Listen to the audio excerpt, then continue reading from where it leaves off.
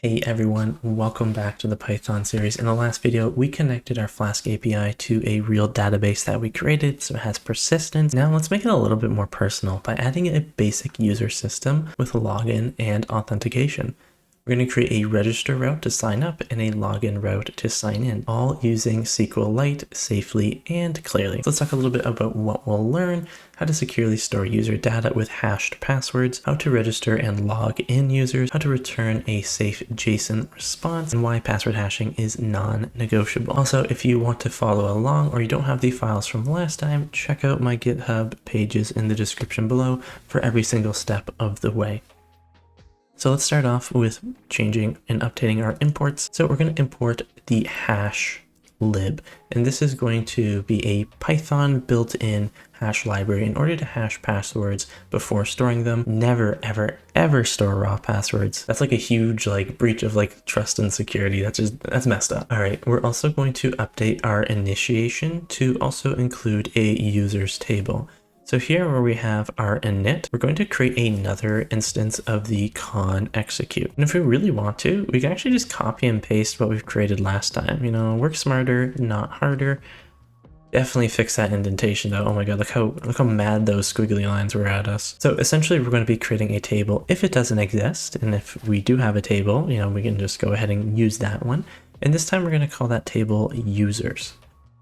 Now we'll keep our ID to auto increment, so we can have user 1, 2, 3, and we can kind of have that taken care of. And instead of the name and the price, we're instead going to have a username, and we're going to have a password. And if you really want to challenge yourself, feel free to also include an email if you really want. Now for the username, because we want these things to be unique, you even saw last time when I had the example of headphones, I had like 30 of them. We're going to add a little bit of extra text here. And after the text, we're going to say unique, not null. So this is going to force all those usernames to be unique, right? I want to have user 1 and not have a million of those same people. And for the password, we're also just going to update this to be text, not null. We need to make sure that we do have a password included. This is going to create a simple user table with a unique username and a hashed password. How are we going to hash that password? We'll get to that in just a moment. And definitely double check your indentation, because I could be a little bit crazy with it sometimes. The squiggly lines should help you out there. So let's scroll down here just so we can have a little bit more space of where we're working with. And we're going to create a new app route. So new @app.route.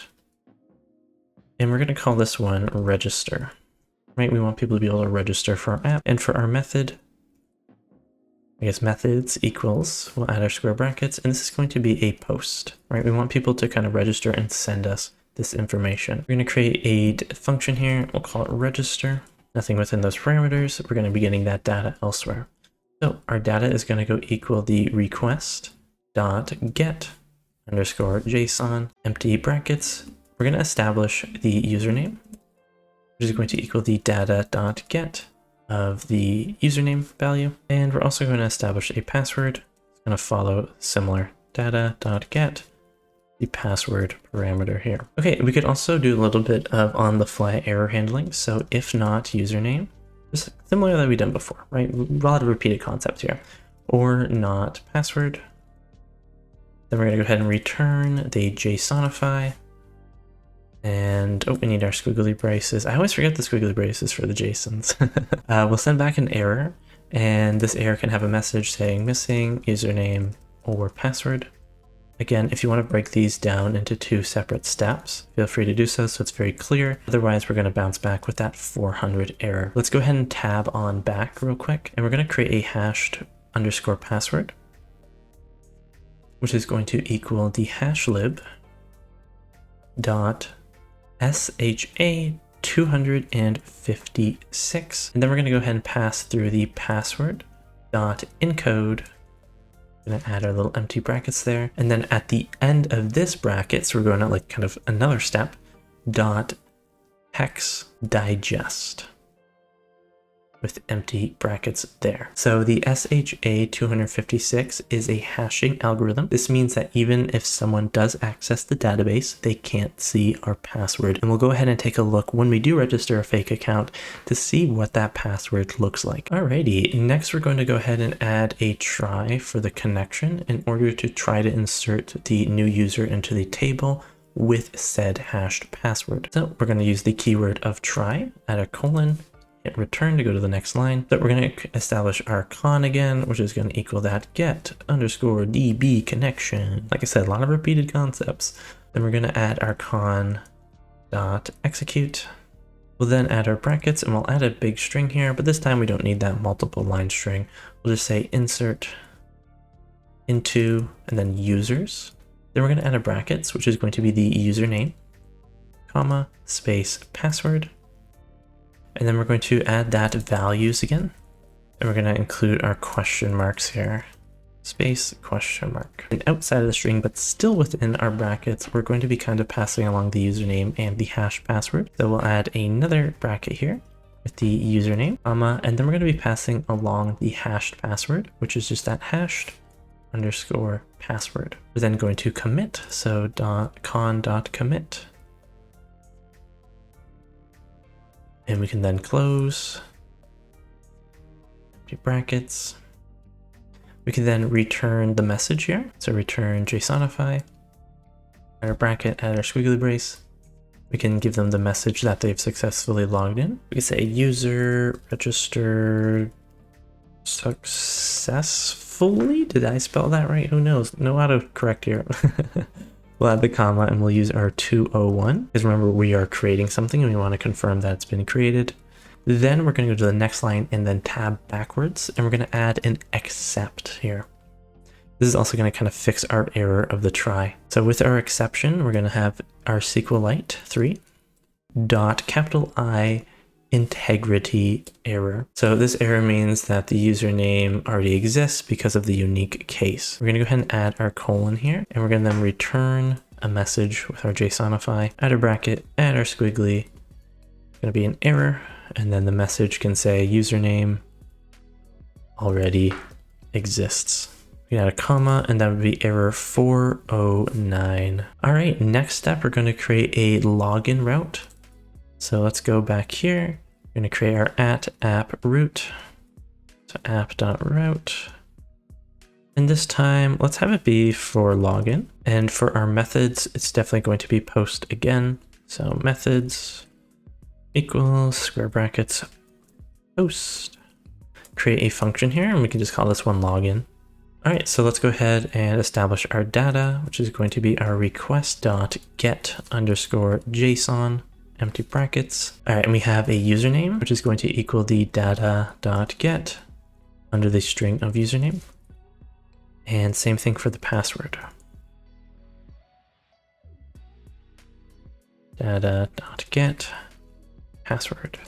So it's going to get the raw username and password input from the user in that JSON body. Okay, let's go ahead and also handle the case if there's no username or password. So if not username or not password, return, even save some time here from our register, honestly. Work smarter, not harder. Next, we were going to be wanting to hash the incoming password the same way we did on registered. So I'll have our hashed underscore password, which will equal the hashlib .sha256. Again, you can also copy and paste. I literally just did it and now I'm typing again. I'm weird. So our password.encode and then outside of this .xdigest here. The empty parameters again, could have just copy and pasted. Next, let's go ahead and get that connection. So the con equals the get_db connection, empty brackets. Then we're going to go ahead and look for a user that matches the username and the hash password. So we're going to establish a user, which will equal the con.execute. We're going to go ahead and select, we're going to add our asterisks from users, lowercase, where in capitals, username equals question mark, and password equals question mark, equals sign up, minus sign, question mark. Then after the string, but still within those brackets, we're going to add a comma. And this is where we're going to reference that username, hashed underscore password. And outside all these brackets here, .fetch 1 with empty parameters. We're then going to go ahead and add our con.close. We can then use an if-else statement in order to say welcome or that they have invalid credentials. So if user Then we can go ahead and return, JSONify. You know, we can add our squigglies, add a little message here, which says, you know, like welcome. And then we can actually plug in that username. And you know what, let's actually make this a f string. So let's add an f before our string. And then we can add an else statement here where we're going to return. We can even just copy our return here. We'll update this one a little bit. Instead, we'll have a 401 error and we'll say invalid credentials. Again, don't ask me to spell anything. Actually, I think it's E. Let me figure this one out. Credentials, I think that's right. And we're going to replace that error code with a 401. Alrighty, before we run our code, we do have a yellow. So let's see what we're missing. Oh, I put hashlib, not hashlib. And then I did it there. So even if I copy and pasted, like I was saying earlier, I actually would have copy and pasted the error. Oh, and these colons, which, yeah, I was going too fast. These colons should definitely be outside. Oh my goodness. Fix these JSONs. Sometimes I go too fast for my own good. Okay, yeah, double check that your colons are outside of those messages and save and test our app. All right, wonderful. Let's go ahead and open a Postman, do a new HTTP request, and we're going to be posting because we want to register and then we want to try to log in. So we're going to go to our localhost URL /register this time. Let's go ahead and go to the body, raw, JSON. We're already pros at this. So we need a username and let's call this one user123. Add a comma and we'll do a password, which is going to be 123. Don't actually make your password that.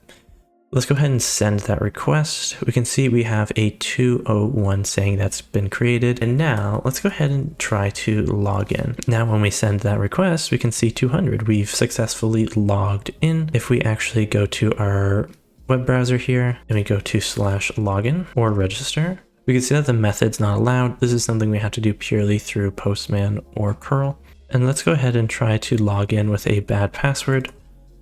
Go ahead and send that request. And we can see 401 is unauthorized, similar to 403 forbidden, but our authentication has failed.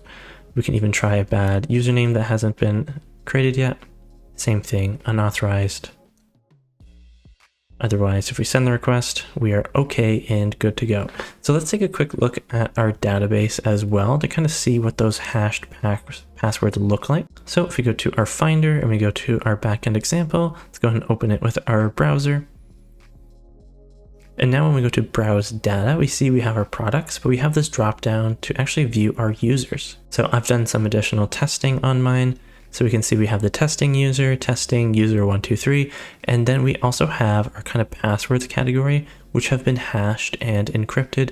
These aren't the, kind of 123s or password 123s when I was doing my other examples before recording this video. These are hidden passwords, right? If we didn't do this, we would have access to people's passwords. That's awful. That's wrong. This way it's encrypted, but the code is able to kind of say, yep, these two things match, because instead of looking at that exact password of 123, it's looking at that hashed secured password. Alrighty, and that is our program. Your API now supports user registration and login with securely hashed passwords. This is the foundation for login systems, sessions, tokens, and protected routes you'll see in real apps. Next video in our Python backend series, we're going to deploy this Flask app to the internet for free so anyone can access your API, not just on your machine. We'll cover free hosting options, walk through step-by-step setup, and show you how to test your live app just like the pros. If you haven't already, make sure to hit the subscribe button so you don't miss part 5. Drop a comment if you hit any snags, and check out the description for source code and Postman examples. Remember, dream big, code bigger, and we'll see you next one.